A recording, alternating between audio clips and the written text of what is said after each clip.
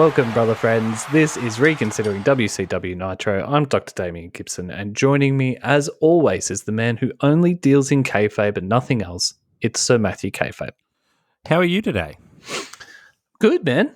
I'm good. I got a ring light, so I'm now like a professional.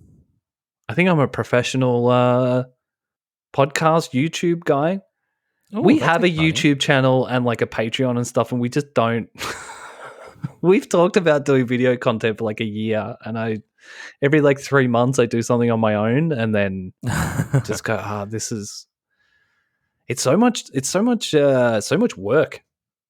Yeah, it's anyway. Like, it's not like we work so hard on this, and it's really difficult. We actually don't personally get along.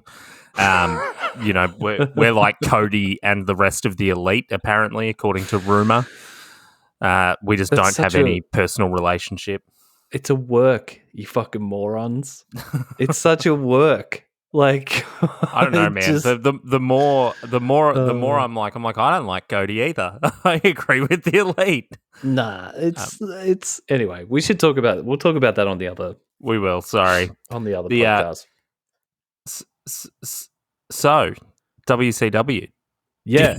Do we have melts? We got a little bit of melts.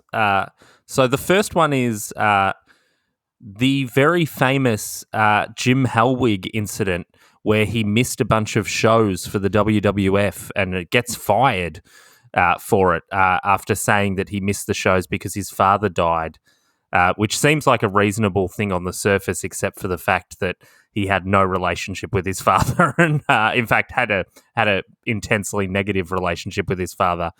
Jim Hellwig, bad dude. Jim Hellwig is the Ultimate Warrior. Sorry, yeah, just for anyone who doesn't know. And the reason why this, I guess, is relevant is that it's leading towards one of the all-time worst angles of all time. Oh, I've said all time. Are we talking WCW worst angle or the WWF worst angle? Yeah, because there's a few when it comes to the Ultimate Warrior. Yeah, this might be in the 90s. This might be actually the worst angle in WC. Oh, there is a time when Chucky turns up to threaten Rick Steiner. But anyway, we'll get to all that. So that's happened this week. So that's exciting. And then we've got one more little thing from Meltzer that there's not a lot, but this is a WCW one that I thought was kind of interesting because we've been speculating on, the identity of the third man. Meltzer said that it's probably going to be Mabel. Definitely Mabel or Bret Hart. Which I think is definitely what it is. Or Jeff Jarrett, he said as well. Who was, and then said that he was under contract, so probably was unlikely to be Jeff. So he goes, the third member of the heel team for the pay-per-view won't be announced until the night of the show. Speculation is running rampant about who it is. I've been told the deal was finalized last week for whomever it is. My feeling is that it's Hulk Hogan. Oh, because a reader, and check out this is some real, my sister's best friend's girlfriend told her, who then told me. I've been told the deal was finalized. My feeling is that it's Hulk Hogan because a reader was working on the set of the movie Hogan is doing with Roddy Piper and said that Hogan told Piper he was interested to be the third guy and that he was going to do it. And then Meltzer notes that, first of all, that would necessitate Roddy Piper telling some random person who's working on the set of the film, who then told their friend, who then wrote into Dave Meltzer. So there's Meltzer's got the right thing here. He's just gone a very strange way about letting us know that.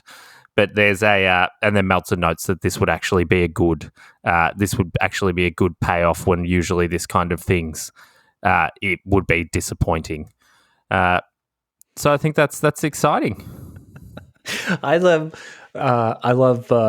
just noted there where he's like, it appears that the third man won't be announced until the pay-per-view. No shit. As they've said on television. That's the story, man.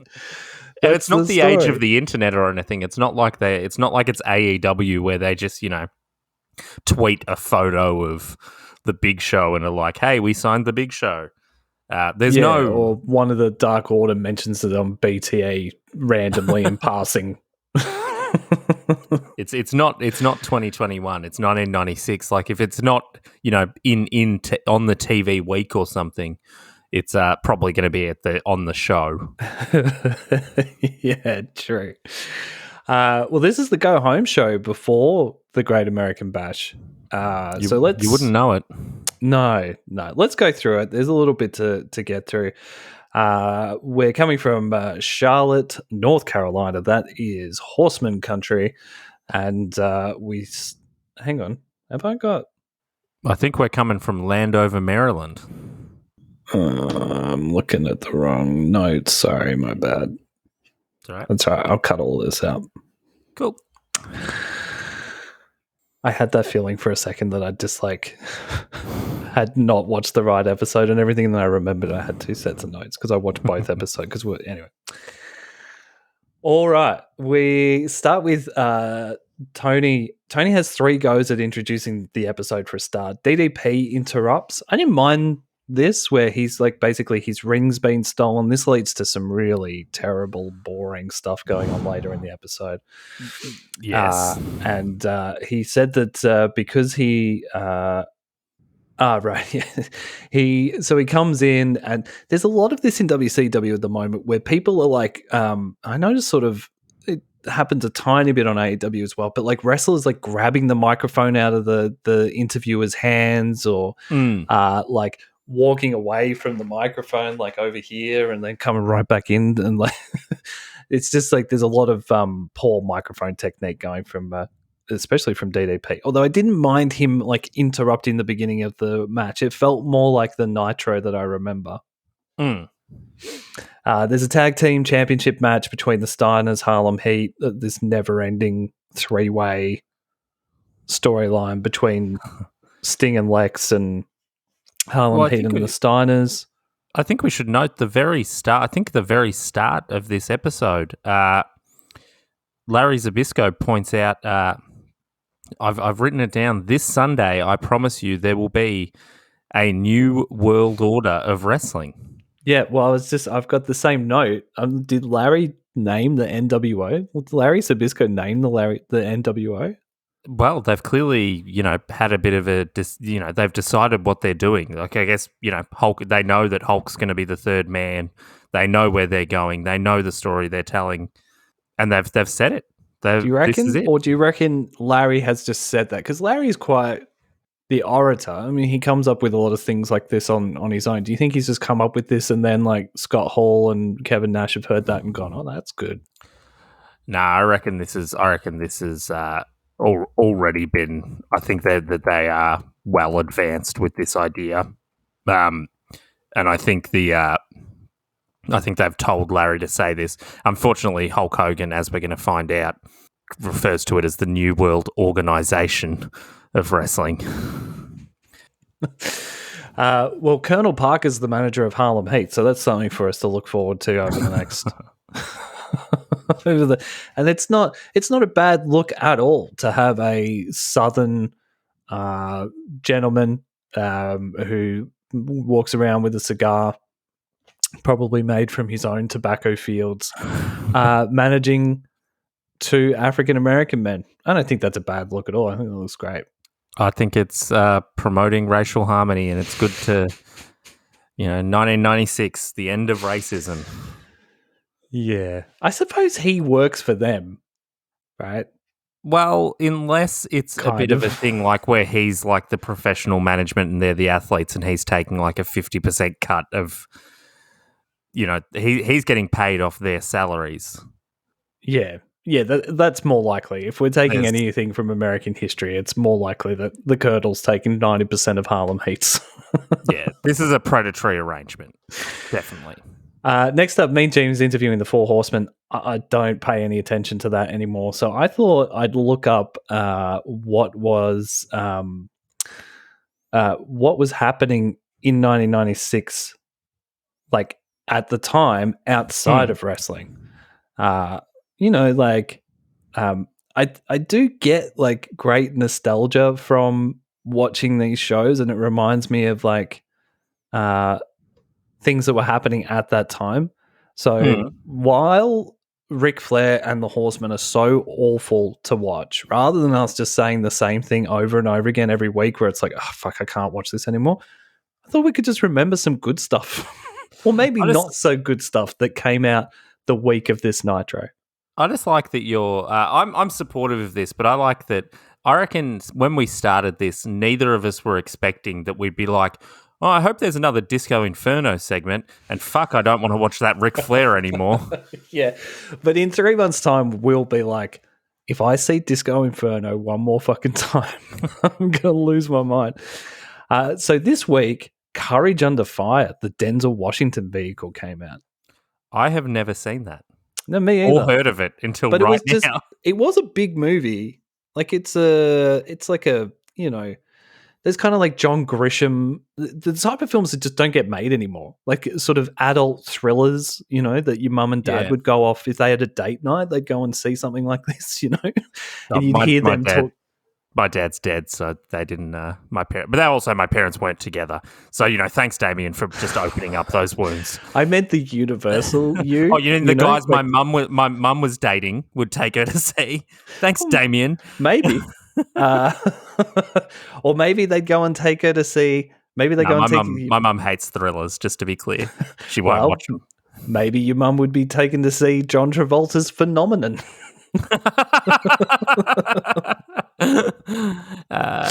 I have seen this movie, and it's like the log line of it is along the lines of a man gets mystical powers from nowhere and it affects his life. It's like the worst log line. It's like the most vague, shittiest log line I've ever seen in my life of a synopsis.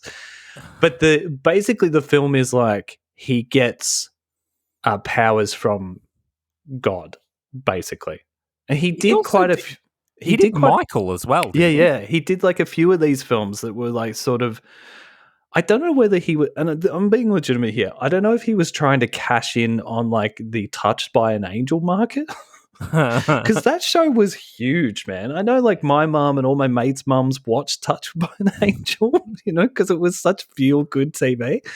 Maybe there was like some sort of, maybe he was getting in, advice of like, make these movies, I think it's one of those, his career is one of those fascinating things where he had a really good run and then fell off the face of the earth, and then he gets in Pulp Fiction and everyone's like, oh shit, like this guy can really act.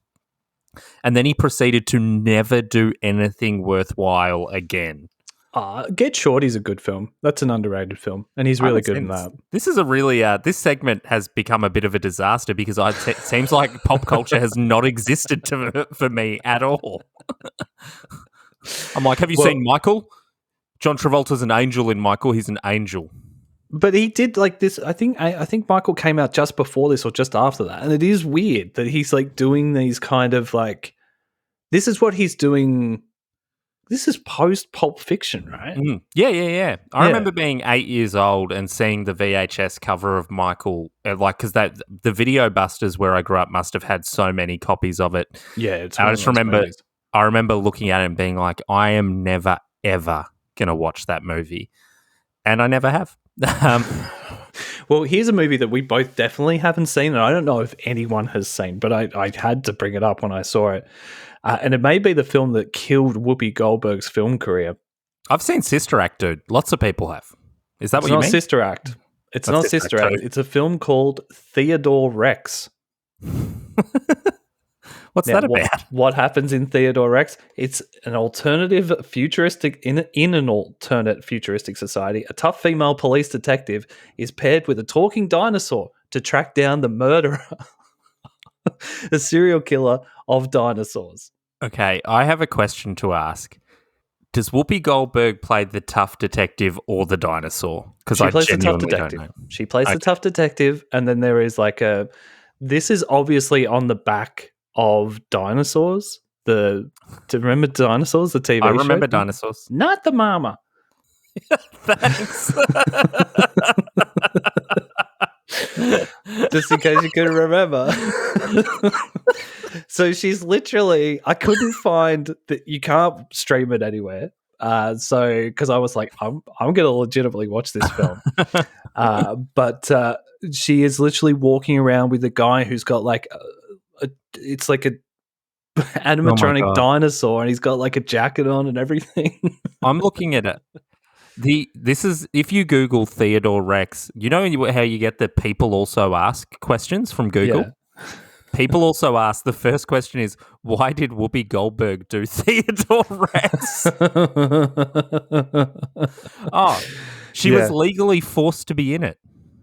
Supposedly it's on Netflix, but I couldn't find it on Netflix at all. It has an audience rating of 2.4 on IMDb. So Whoopi Goldberg made a verbal agreement to star in the film, and then she tried to get out of it when she realized what she was doing, and they filed a $20 million lawsuit against her, and they won. So she had to be in this movie. He's wearing Theodore's wearing like a hoodie with a leather jacket over the top of it. And in the promo shots, they've got they're both got their arms up like, what are you gonna do? I really, really want to watch this film. Yeah, this is some full on. It's got Drusilla from Buffy in it. It's got Bud Cort in it. Now there's a whole bunch. Now I've gone down a rabbit hole of how people are saying that the dinosaur looks like Michael Fassbender. Kind of does. I think it's just the eyes. I think it's the big blue eyes. Anyway, it's the first direct-to-video movie to receive any sort of Razzie nomination. I just imagine what a great week it would have been if you watched this Nitro, then checked out Theodore Rex on Thursday night, and then watched Bash at the Beach on Sunday. Fucking rad. The music that was released this week is a lot better than the films. We've got this. I don't think this will be as funny. It just I had a wave of nostalgia when I was looking this stuff up. First thing that came up was Nas released It Was Written, which wasn't really my bag, but I just remember people being into it at the time. Green Day released Brain Stew.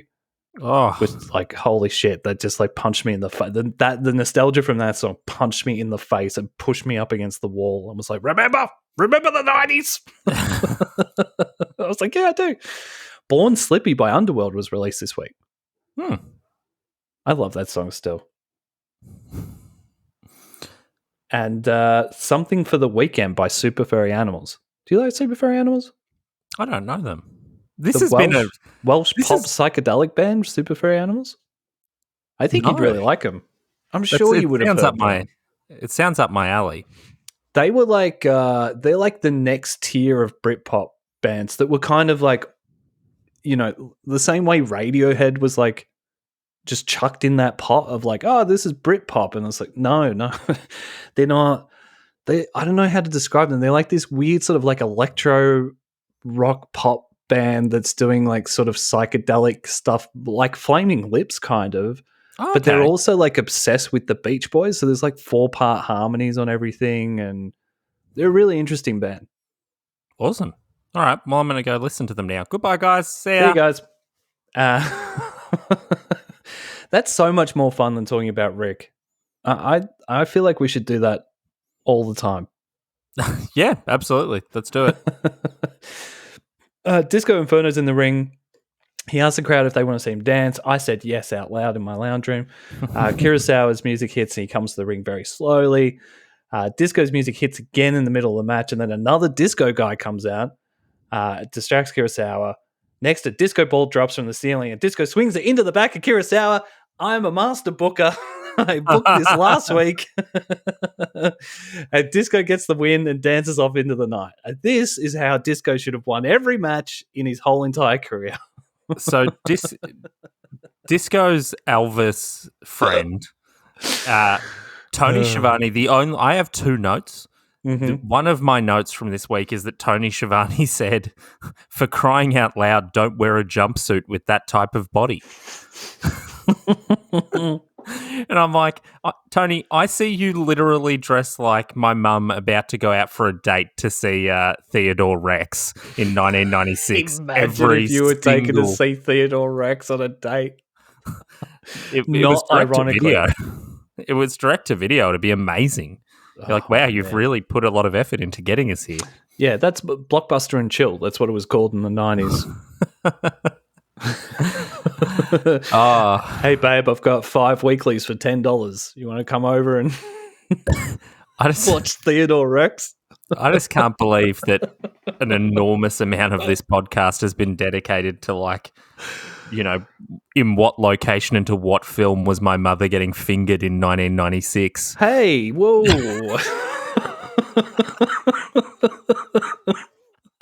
I just said that just so I could see your face, and it was horrified. Man, you made me choke on my coffee. It's the night.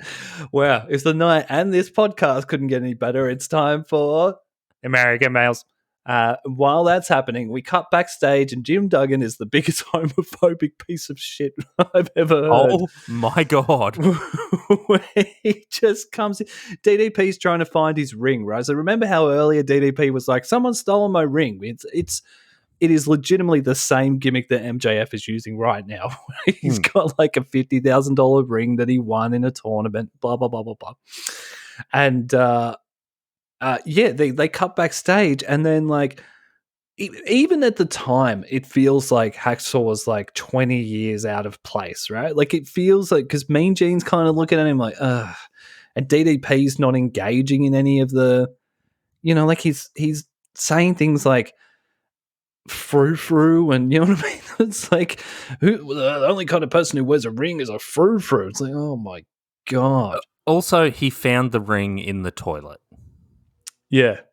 Don't pick up things you find in the toilet, just as a note. Yeah, and also, like, how does DDP not know? What was DDP doing that he didn't notice that his ring had flown off? That's it. Best not to ask that question. Former strip club owner DDP. I thought he was a bouncer. Did he own a strip club? I don't know. We'll get back to. Let's have that as a cliffhanger and get back to the listeners next week. This is my other note for this week. Mm-hmm. The booking for this week. Yeah, seriously, this is it. This is all I've got. Yeah, fair enough. The booking of this was, they announced that Hacksaw and DDP would fight in a taped fist match. Mm-hmm. Then the next week, Hacksaw hit DDP with a taped fist. Which took so long to set up, by the way. Then the next week, Hacksaw's stolen his ring. They have done this out of what the why the fuck? You should have. He should have stolen the ring to create the match, then beat him with the taped fist. Then they announced the taped fist. They've done it the exact opposite way. It's deconstructive genius. It's like one of those scenes where someone's pitching a story or whatever, and there's a gap. You know, a beat. It's written by Charlie Kaufman, who I believe was booking WCW at this point. That's the kind of wrestling I want to see. That's what I want to see. I want to see a really, really good writer come and book wrestling for a year. It's like start a new promotion. It's booked by the Kaufman brothers, directed by Paul Thomas Anderson, and just see what happens. You know what I mean? Oh, that would be so good. Well, I mean, that's sort of what NWA had with Dave Lagana. They just had like someone who actually knew how to do interesting things in wrestling, and then Dave Lagana left, and now Billy Corgan's God, it's hey, so bad. Has anyone else heard Oceana? God, Oceana's so a good bad. album. Anyway, Oceana, the NWA, holy shit. Greg the Hammer Valentine's here. Do you have any relationship to the Hammer? This is not a joke, and I can't believe I'm going to bring up my mum again. But my mum has a friend, a female friend, who looks uncannily like Greg the Hammer Valentine. And like, I have thought this for 20 years. Every time I see her, I'm like, to the point where I actually got in trouble, like yelled at really badly in like about 1999 because I started referring to her as the Hammer. And then I explained to Mum what it was and showed her a picture, and Mum was like, "You can never say that." Yeah, Mum's still friends with the Hammer, and she Yeah. still looks exactly like Greg the Hammer Valentine. Is it the haircut? I mean, because there's quite a few of those haircuts rocking around the suburbs of Melbourne. It's the haircut, and it's also the jawline. Holy shit. Yeah. Well, that's much better than anything I was going to say about Greg. I was just going to be like, oh man, I got serious like waves of nostalgia, my usual 80s rock and roll wrestling bullshit. Your story rules. My mum's friend the Hammer on TV. It is amazing that like when Macho's in the ring with Greg the Greg the Hammer Valentine, that like it's a good match. You know, it's like, oh yeah, well, you know, when you put these two guys together. But I barely remember him being in WCW. He's like around for a little bit, apparently. Oh, really? I don't remember him. When I saw him, I was like, oh, shit. I don't remember this at all. No, me either. But then it was like, oh, yeah, maybe he did. I don't know. Everything sort of blurs into one. Next up, Eric cuts a promo about not being afraid. And I thought this was all pretty good. And this is where Kevin and Scott finally appear with they've got their popcorn and soft drinks. And they've been, you know, WCW officials are trying to tell them, you can't just come in here all the time. They're like, we've got tickets. We're here to see the big boys play. And this is the first time they call him Kevin Nash. Oh, is it? I hadn't noticed that. Had they said Scott Hall and Kevin? Yeah, they hadn't, right? Yeah, they just kept saying those people or those guys or those. Yeah, you know where we're from. Or, you know who I am. I just thought this is probably the only serious wrestle talk that we'll have in the whole episode. I thought having them sit at ringside really heightened the storyline. Like it was really good. Like it was so menacing to just have them sitting there. Like it's a ticking clock, right? You know that something's going to happen. And so like for the second hour of the show, you've just got these two fucking smartasses sitting there, you know. It is like it's Chekhov's gun. It's it's sitting there in the drawer, and it's been introduced for a reason. There isn't too much else to get through in the episode, but I kind of teased last week that I had a booking, like a fantasy booking for John Tenta.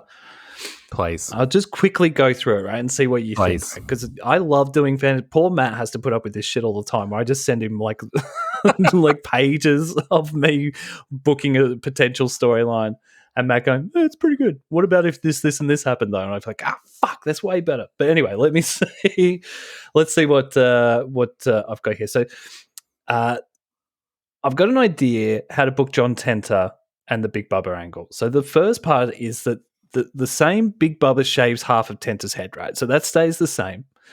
The next Saturday night, Big Bubba, with help from the Dungeon of Doom, beats Lex Luger for the TV title. This frees up Lex for other stories, which needs to happen anyway. And then like the TV title is actually visible on TV, and Big Bubba has the TV title, right? And now John Tenta can actually chase that down, right? And also like these guys are I think actually Big Boss Man could be much higher up the card, but John Tenta's no higher than the TV title, right? Yeah. The next Nitro, Tenta beats Hugh Morris. So because the Dungeon of Doom have like all contributed in shaving his head in my storyline, he decides to start taking them out one by one and keeps cutting promos saying that. So the next Nitro, Tenta beats up Hugh Morris and shaves half his head. Then the next week he beats the Barbarian, shaves half his head. The next Meng shaves half his head. And then he beats the one-man gang and shaves his hair completely. Then you have the same match as this week where the Giant beats Big Bubba and they shave half his beard going into the pay-per-view. Later in the episode, Tenta cuts a promo saying that he wants to challenge Big Bubba to the TV title.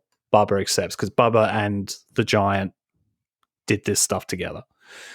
At Bash in the Beach, Tenta comes out in just jeans and boots. He shaved his head and his beard's gone. And then he beats down Big Bubba, gets the win. And then you've built up a big guy in the mid card who's like you've got a face, right? Like, and he also like moves into this new era and completely moves away from the stupid fucking shark gimmick. But he's like just a big dude who looks competent now, and you could turn him heel almost immediately if you wanted to. rather than him just having to constantly each week say, I'm not a fish. I have a question because you're right. I have listened to you fantasy book almost every angle. Rebook every single thing on TV. Also, your various fantasies. At what point does a 15-year-old Daniel Bryan come into this storyline? Because everything else you've ever booked has no Daniel Bryan. No Daniel Bryan in this one. No Warhorse. No CM Punk. Nothing. That's it. Just they don't do enough of this where like these guys are on the show every week anyway, but you're not pushing a story forward.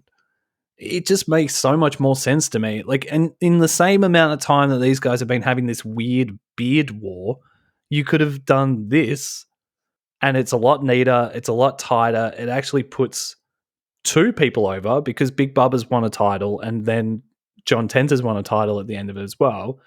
I don't think that either of these guys should even be on TV at the moment. But if you're going to keep putting them on TV every week, then you might as well book them properly, right? Well, are you prepared for some of the faintest praise ever received? Yeah. Damian, your story's better than the current Big Bubba, John Tenta shark story. And that's all I wanted to hear. Meanwhile, Kevin and Scott take over the show. The WCW guys come out and stare the outsiders down. What have I written here? Thinking about WWF's lawsuit is bullshit. Saying Razor Ramon is a complete... yeah. I just had this thought of like, isn't Razor Ramon a complete ripoff of Pacino's performance in Scarface? I don't understand how Vince can be suing someone for copyright infringement when he's been doing the exact same thing for the last... Do you know what I mean? Like, surely that's the counter argument immediately from WCW's lawyers of like, well, I think we're all guilty of stealing from America's finest actor, Al Pacino here. You know what I mean? Like, isn't that... I have a habit of hanging on to things. I just don't understand how WWF could even make that case and then WCW just back down immediately. Like, it's weird, right? Yeah. I mean, to be fair, intellectual property is a... really, really fuzzy, really, really problematic, bizarre area of law. Yeah, that's true. There's a 4 Horsemen match to end this show, but who cares? Then after that, Eric and Bobby cut a promo. Really good work again from these guys. Just like kind of, there's an element of like danger and fear, and both of them are selling that really well. Bobby's a little over the top, but they like... He's always had that, like it fits with his weasel character, right? That like he's constantly trying to get out of his chair and fuck off, and like doesn't want to be there. And but it really helps to put Scott and Kevin over. And then we cut backstage. This is really starting to become the WCW that I remember of like, there's something going on out the back, blah, blah, blah. Yeah. And Kevin and Scott are now fighting like 14 policemen, sort of, kind of. And they're like basically telling Kevin and Scott to get out of there, which they do. Kevin does a whole bunch of, your job is shit material to the cops, who appear to be real cops. I assume. They do, don't they? Yeah, they looked like real dudes. They didn't look like wrestlers dressed up in... This is not Raw 2021 cops. Like, these look like real dudes. And Kevin Nash is just being a complete arsehole to them. Then they go to Scott's Corvette. I think that was a Corvette, right? I don't have the slightest clue. I'm not a car person. My only knowledge of cars is from video games, but I'm pretty sure that's a Corvette that they drove out in. If the years of Gran Turismo, me playing Gran Turismo, have helped me with anything. I love how Kevin can't get in the car, and he tells the cops, like, hey, give me a second. I got bad knees. I just thought, well, there's a sentence that's going to come back to haunt WCW in future. As his knees click as he gets in. I want to congratulate you and myself for getting through this first year of Nitro without the NWO. This is it. This is the end. This is a era This is it. Yeah, this is the end of an era for the podcast, but also for WCW. Because when we will do we'll do Bash at the Beach, but for the Nitro shows that we do from now on are going to be NWO era. I guess we're now 6 days away from Mabel changing the world and joining the NWO and changing the face of professional wrestling. Can't wait. Can't wait. John Tenta will be the TV title holder. Mabel will be Mabel and the Outsiders will run roughshod on WCW. Jeff Jarrett will be hanging up in the rafters, dressed like the Crow. Oh, Jesus Christ! Imagine. That's pretty confronting. Do you want to hear what was on Monday Night Raw? Absolutely. We had Goldust defeated Mark Merrow. Mankind defeated Duke Drozé. Who's that? I've never heard of that wrestler before in my life. Duke the Dumpster Drozé? No, Mankind.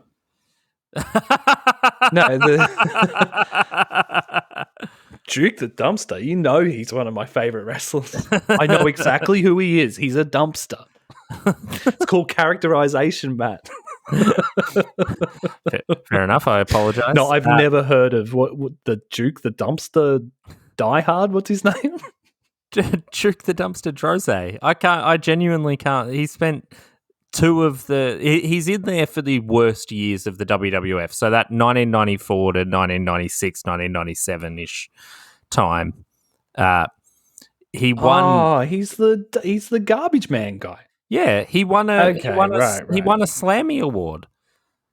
Do you want to know what his Slammy Award was won for? You do. Commitment to a terrible gimmick. It's actually kind of close. It's most smelliest. That's pretty funny from Dave. That's Dave, right? No, that's an actual Slammy Award that he won in the WWF. Slammy Award, not a okay, right? That's actually pretty funny. That's so Vince. That's such a dumb Vince fucking thing. But he actually finished up. He became a special education teacher, which is, I guess, sort of a nice end, or at least it would be a nice end to a wrestling story if he wasn't arrested for delivering an uncontrolled controlled substance. So basically, he sold drugs to an undercover police officer in 2013. Oh, God. Anyway, should have stuck with taking out trash. And then, anyway, we've got the main event of Raw, because Raw's still only an hour, so they're a lot shorter. Mm-hmm. We got world champion Shawn Michaels defeated Martin Jannetty. Ooh. Oh, man, I love the Rockers. I really, really loved the Rockers when I was a kid. Like the outside of the Heart Foundation, I think I might. This is 2 weeks in a row. I think I might watch Raw because I would want to see Marty Jannetty versus. I agree. Shawn. You've also got Mankind wrestling. You've got Goldust, and you've got your dear friend Mark Merrow. I don't know who you're talking about. Anyway, most people didn't because Raw got 2.6 and Nitro got 3.3, which is almost identical to last week. Yeah, that's probably fair, but I would 100% tune in to see the Rockers wrestle each other. It must be not long after the barbershop thing, right? Barbershop window thing? Yeah, it wouldn't have been too long. Well, this is the new Rockers era as well. The new Rockers. Anyway, that's it. All right. Well, we should wrap that up there. Tune in next week. Will Mabel be the third man? What will we find out anything more about Theodore Rex? And will we get Australia's Greg the Hammer Valentine, or otherwise known as Matt's mum's friend, on the podcast? Tune in for the answers to this and more next week on Reconsidering WCW Nitro. Excellent.